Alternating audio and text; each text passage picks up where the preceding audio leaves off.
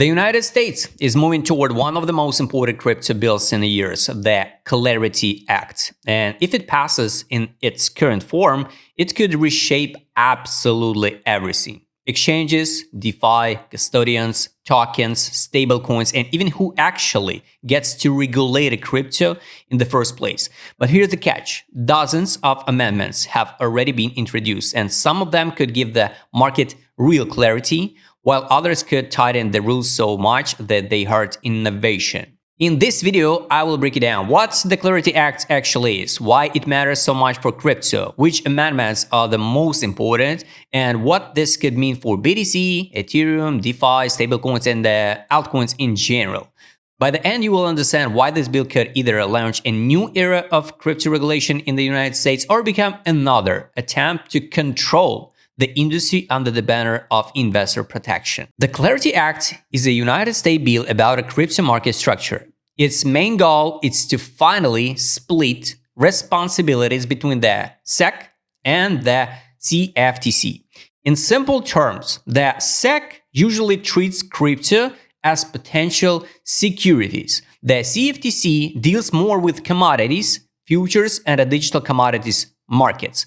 The Clarity Act tries to build a separate legal framework for crypto so companies know, finally, when a token is treated like security, when it's treated like a digital commodity, which platforms need to register, and what the custody, disclosure, AML, and compliance rules are.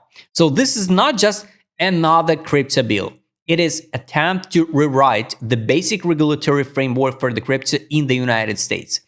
Maybe we will see the finally real regulation of the crypto market. Is it good or bad? I don't know. Time will show us. This matters for the three big reasons. The first one, legal clarity. Right now, many projects operate in a gray zone. One day, a token seems fine, the next day it may be challenged, and later it can end up with a lawsuit and maybe even delisting from the exchanges. Second one, exchanges and infrastructure. If the law defines digital commodity exchanges, brokers, dealers, and custodians, large players finally get a clear rule book.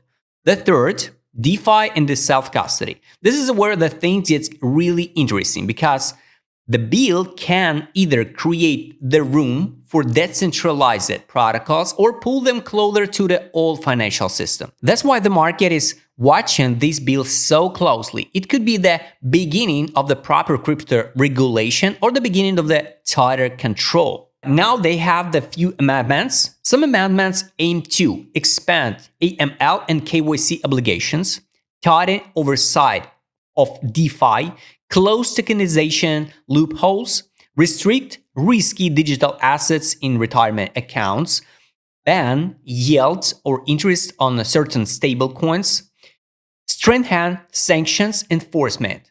This all looks like an attempt to make the crypto more like traditional finance and the less anonymous.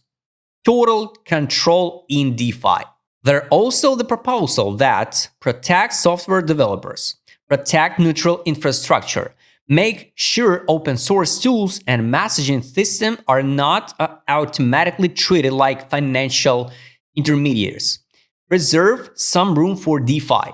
So this is not one single anti-crypto package or one single pro-crypto package. It's a battle between the different vision of what the future of crypto regulation should look like. The most risky amendments for the crypto are the ones that expand AML and the sanctions control, and the ones that put more pressure on DeFi. For example, if the protocol or its front end is treated like a regulated intermediary, that could seriously damage permissionless infrastructure. Also risky are the amendments that expand liability around tokenization, limit yield products, increase custody rules, and give the regulators more room to treat DeFi like traditional financial infrastructure. For the market, this means one thing: less freedom, more complaints, more cost, and more legal risk. But everything not that bad. What is good for the market? If lawmakers create clear rules for exchanges, custodians, and tokens, that could actually be very bullish for the long term. Why? Because big companies like predictable rules, not chaos. Institutional capital tends to enter the markets where they understand the permitted activity is clear, responsibilities are clear, clients assessed are protected, and the jurisdiction is obvious. So if the Clarity Act is not over tightened, it could make listings easier, reduce regulatory uncertainty, help institutions enter the crypto, and improve the legitimacy of the United States crypto market. What it means for BTC, Ethereum, DeFi, and stablecoins. For Bitcoin, this is probably neutral to positive. BTC already fits the idea of digital commodity more naturally, so more clarity around commodity style regulation is generally good. For Ethereum could benefit from the clear framework too, but the key question will always be how regulators treat staking, DeFi activity, and the ecosystem around Ethereum.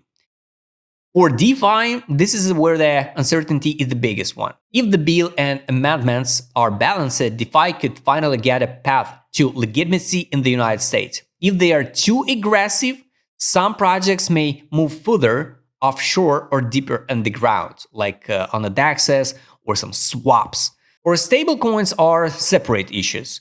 Any restriction on yield, interest, or sanction exposure could materially change how they are used. And for many altcoins, this could either be a positive if they get a clear category, or the negative if they end up with a push it into the more restrictive SEC style treatment. Here I also agree and I support this type of regulation of the altcoins because we get too much pump and dump scams when the venture funds just get their allocation on early stage and some random private rounds, seed rounds, undisclosed rounds, and after the listing, together with exchanges, they just dump the price of the token and just sell their bags on retails and treat the marketing. So buy this token, this is the future. We saw a lot of examples, guys. You could open any single chart of brand new altcoins what it listed, 2022, 2025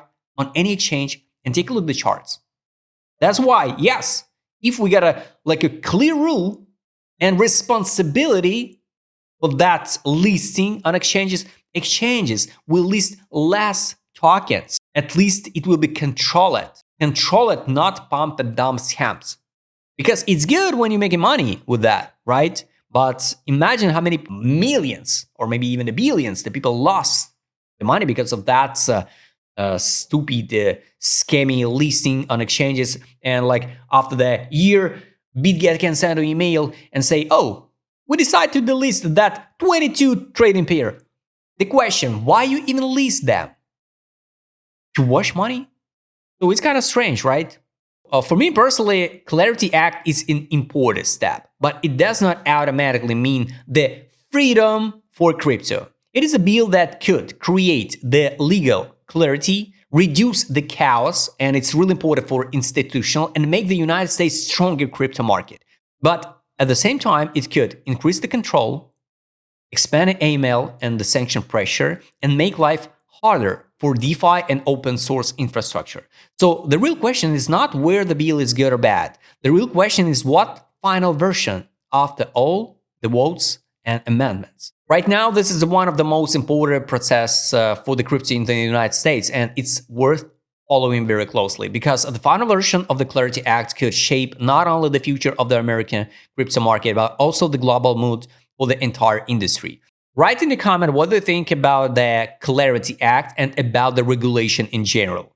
Do you support regulation or you against regulation?